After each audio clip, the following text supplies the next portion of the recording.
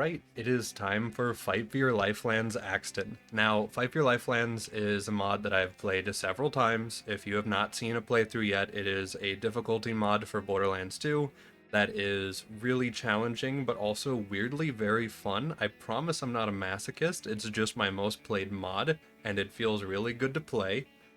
This will be playthrough number 5. We still have a gauge to go ahead and try for this mod as well. But yeah, we're playing Axton.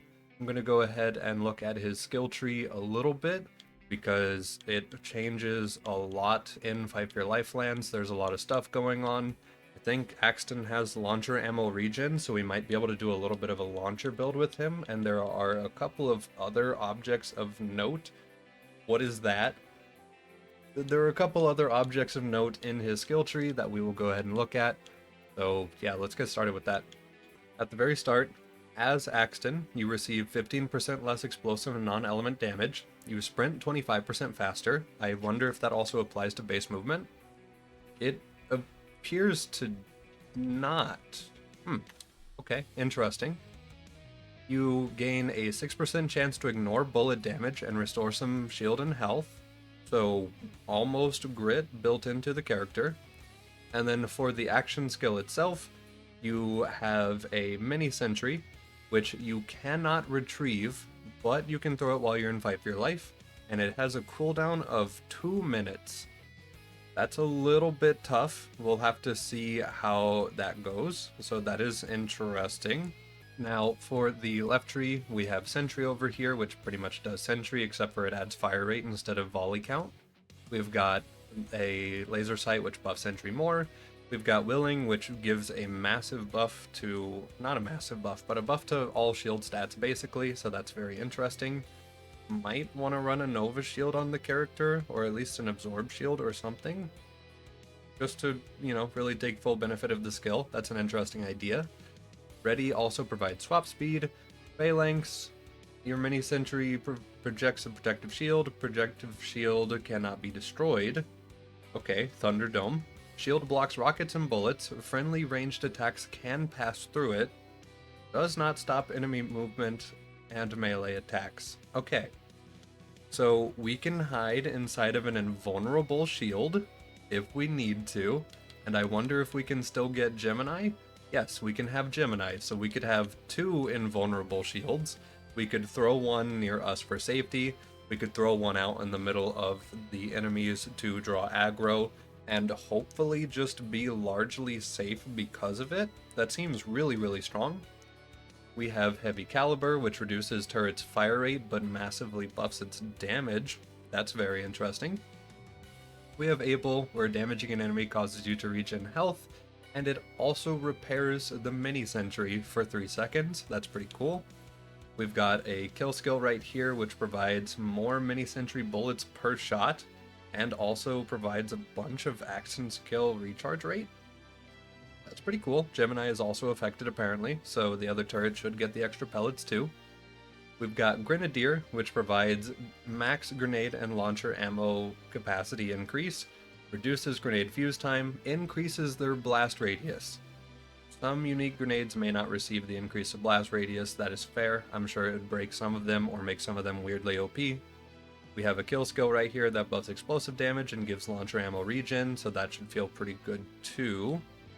We've got our capstones. This one is double up. It provides that slag turret, and then it also provides cooldown and increases sentry damage by a ton. So maybe that feels good.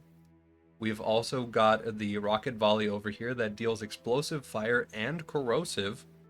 You also passively deal more explosive damage by 25%. Okay, so this might feel really, really good as a nice elemental combination right there. And then, of course, corrosive also provides stagger in this mod. So whenever turret does volley, it will stagger enemies as well. So that should feel pretty good.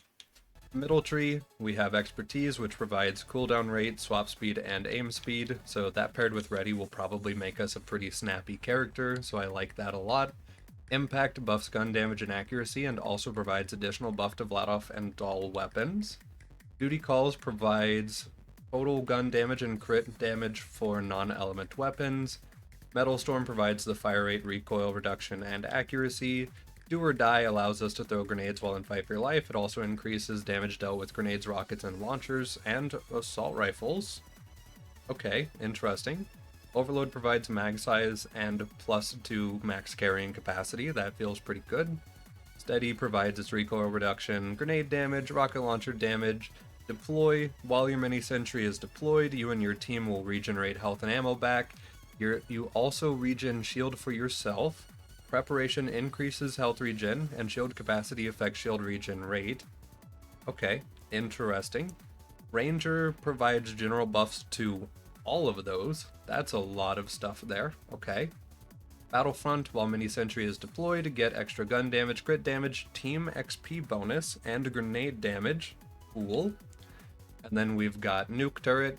Throwing turret provides nuke, deals a big dot for 2 seconds. You also get increased kill skill duration and increased weapon damage. That's interesting. And then Master of Explosions, kill skill provides fire rate, projectile speed, recoil reduction, explosive damage, and accuracy. So that could also be pretty fun for a run and gun build as well. I'm kind of going to be torn on what skill trees I want to cap out, because I really want left and right, but some of these do look pretty interesting. Now, for right tree, we have Preparation, which provides the shield capacity and passive health regen. That doesn't rely on the shield being full. That's super duper nice.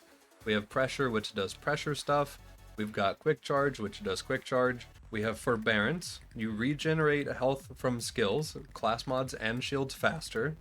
Affects weapons with lifesteal. Also, each time you catch any status effect on you, you'll instantly restore some health back. Okay. So, provides passive buff to all other health regen sources, including lifesteal, and then whenever you take a dot, basically get your health bar back. That's interesting. Longbow turret, mini sentry can be longbowed. It also provides damage reduction for turret. Last ditch effort gives the damage and movement speed and fight for your life like normal. Crisis management provides gun damage and damage reduction while shields are depleted. Maglock makes turret able to repair itself alongside being stuck on objects. Healthy reduces status effect duration and buffs total max health. Total health is health added on top of all health bonuses. Okay, so that'll buff everything else we have on. Grit provides us a chance to ignore lethal damage. It also provides you... Each stack increases max health and adds health regen. Okay, we'll have to see how long those stacks last. Interesting. We've got Gemini, which provides our double turret. Transforms mini sentry into a shotgun type of mini sentry. Okay, so that makes the skill over here slightly less OP, but still pretty nice. It also increases your max health and shield, and improves quick charge and preparation. Okay, cool. And then Adrenaline System, you receive damage reduction, faster action skill cooldown rate, and gain increased health regen speed from any source based on your current health. You sprint a little bit faster. When you are low on health, your damage reduction, action skill cooldown rate, and health regen reaches maximum possible bonuses. That is a lot of extra bonus. Okay, so that is pretty interesting. There's a lot of stuff here. So initially I'm thinking I really want to try left tree for the little Thunderdome going on over here, and then probably push into right tree immediately, and then finish up in middle to go ahead and get a couple of the more quality of life skills here, because that looks like the most stupid thing that we can do. So yeah, we'll start with left tree, and I'm going to go ahead and start walking forward now, because we've been looking at the skill tree for a while. Oh, right. Something about Fight for Your Lifelands and BL2 Fix aren't very big fans of each other. So, for some reason, our cutscenes are playing again. I need to figure out what causes that, because I genuinely have no clue. So, in normal vanilla BL2, you sprint at 13 miles an hour, and we are currently sprinting at 21.98, so almost 22. So we are getting a ton of movement speed, probably a little more than 25%. And it feels super duper nice. I do appreciate whenever mods do provide a bunch of movement speed like this. And also we are here in DigiPeak to go ahead and farm out a couple of skags, get them to jump off the edge. They're worth a ton of XP in this mod, plus I still have BL2 Fix on, so the extra XP from overleveled enemies will occur there too. It'll feel really nice. Oh yeah, we don't have health cape, by the way, so if they hit us, we will probably also just die. That extra movement speed is going to come in nice and handy here.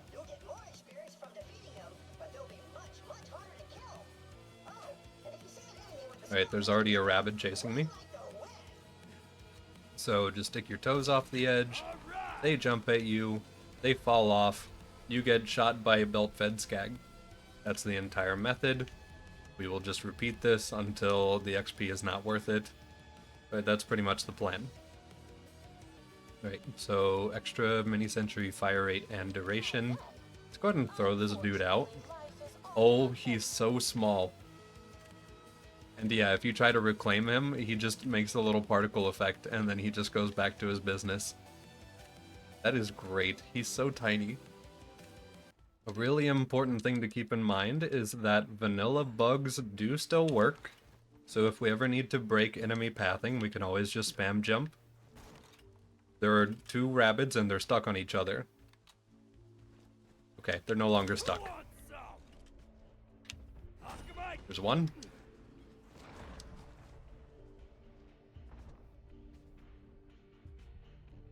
And there's two. Okay. Level 10's pretty good. I kind of want to do it again just because this has been really, really fast XP. Nice level 12 off of him. The XP is starting to depreciate a little bit, and there's a belt fed. I love how far you throw turret though. That is super nice. And turret's kind of dealing questionably good damage right now? Wait a minute. What? Oh, well, it's broken, but that was weirdly good damage. Interesting.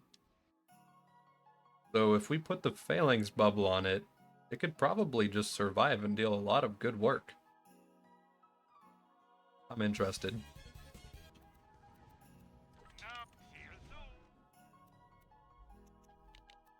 Honestly, probably just these three alone are going to feel really, really good. And then we'll probably just stumble upon a shield rather quickly whenever we push for Knuckle Dragger and all that. So we're going to go ahead and walk forward. Go, turret. Yeah, who would have guessed? Overlevel turret is kind of putting in really good work. Also, got that shield I was wanting. Cool. I can't recall you. I don't know why I just tried. I'm gonna have to get over that reflex really soon. That will be a super weird thing with this character in this playthrough. We will have to probably sit out a lot of cooldown pretty frequently. So we're really gonna have to pick and choose where we want our turrets to be. At least until we get a bunch of cooldown going. Skyrocket early game, especially overleveled, is always just gonna feel super nice.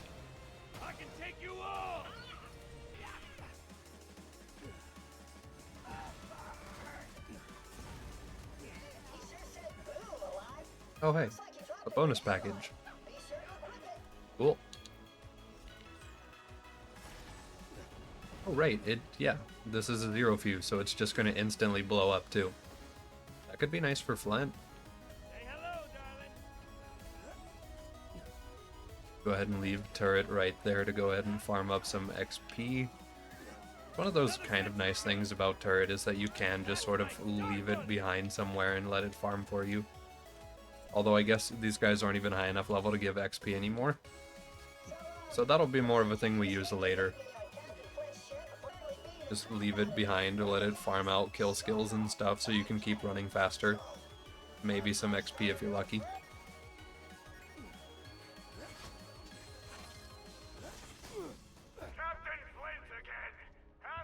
I wanted to use the shotgun midget to push me forward, but I'm pretty sure I'm just dead now.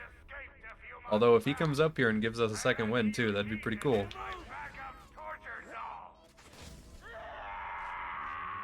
Yeah, no, he's very painful.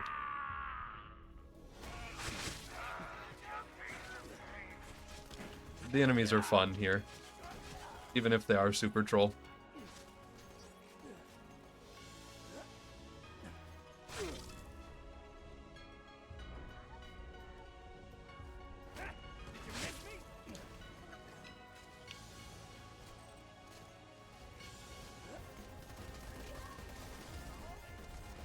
Someone has on a black mirror. Just reflecting all of our bullets, taking 2.5 times less damage. Generally being a pest this early in the game.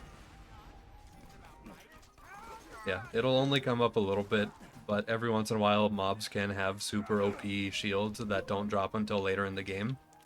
And it is brutal.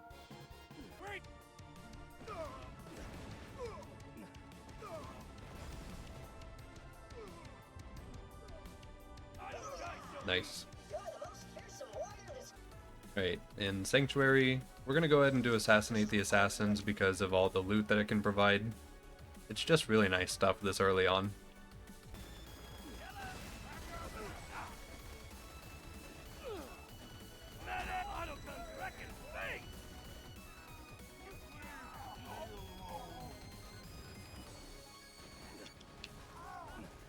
There are so many enemies that spawn. It is a pretty unique property of Fight for Your Lifelands, is that they do increase the amount of spawns from a lot of doors and stuff. So you'll end up with way more BA enemies than normal, especially in areas like Frostburn. And it's pretty funny, and also honestly provides a good amount of XP and Iridium. But it can just be a lot sometimes, depending on what you have.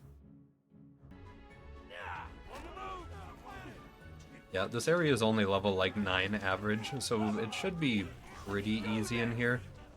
If an enemy just happens to spawn with a Nova Shield though, that's still gonna hurt. But overall it should be fine.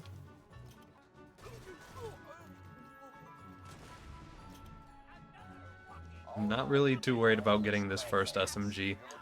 The commerce is relatively okay in this mod, but honestly the rest of the drops are just going to serve us a lot better, and we don't have enough equipment slots to be able to hold everything at this point. So just the other 3 guys' stuff.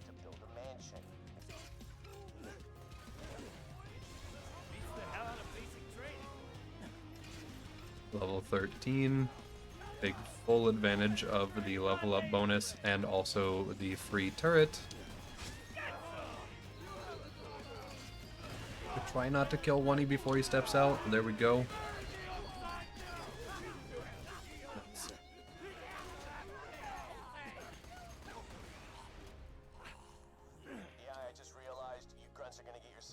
No first try drop, but that's totally okay.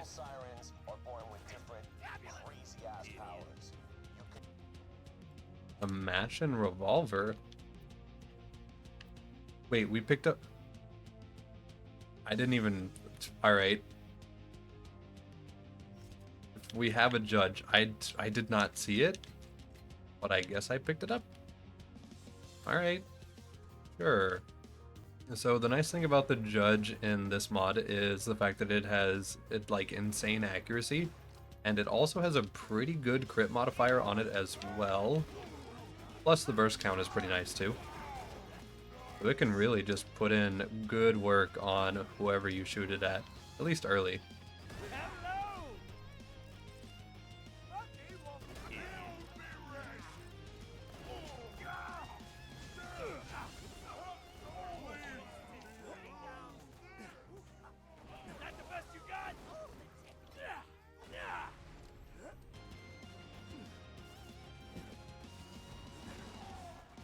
So many people from that door.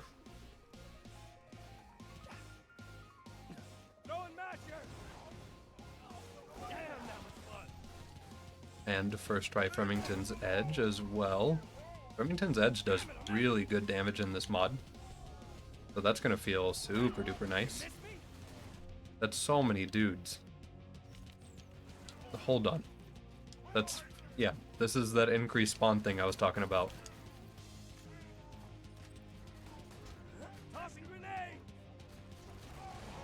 There we go.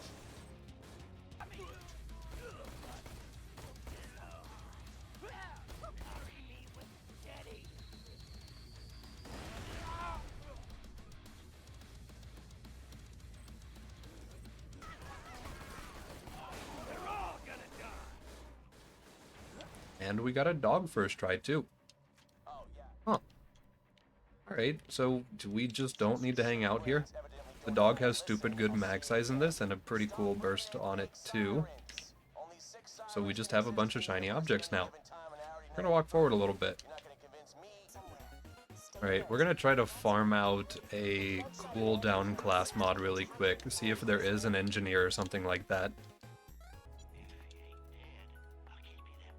The specialist buff shotgun damage by how much this early? Forget my plan, we're gonna run that with the dog. That's gonna feel pretty fun. Okay. So we just have really good movement speed and pretty OP shotgun damage already.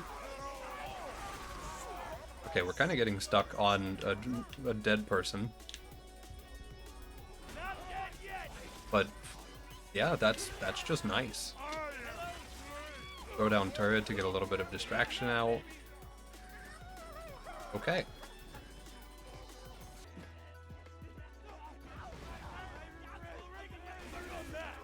You got 1 BA, 2. There's just a lot of BAs here. I don't remember exactly how many. That's 3. That's a Nova Shield. And 4. 5. 6. 7. And that's it. Okay, so 7 instead of 2. Not too insanely more, but too much more. But still a few.